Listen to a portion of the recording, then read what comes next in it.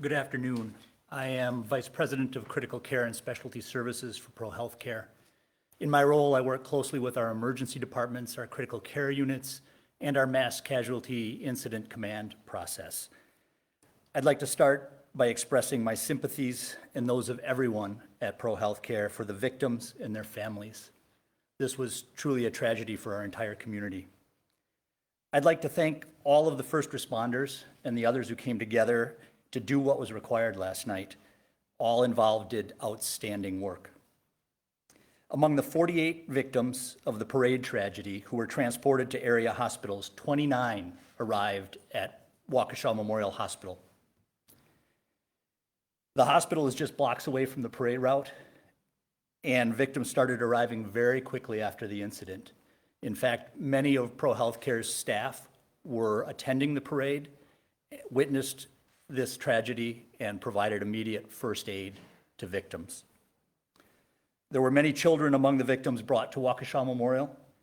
After initial assessment, stabilization, and treatment, we transferred 11 of those to Children's of Wisconsin. 4 victims were admitted to Waukesha Memorial.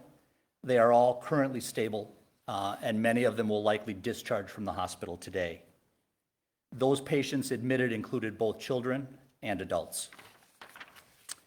12 people were treated in our emergency department and released. 1 patient presented to us and left without being seen. Sadly, one of the victims who was brought to Waukesha Memorial was pronounced dead on arrival.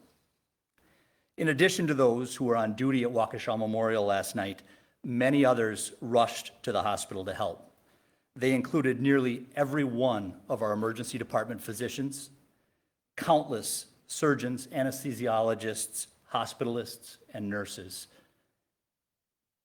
What I saw on display last night in response to this crisis was nothing less than the highest level of professionalism. Our coordination with local fire and local EMS worked flawlessly in the face of this incident.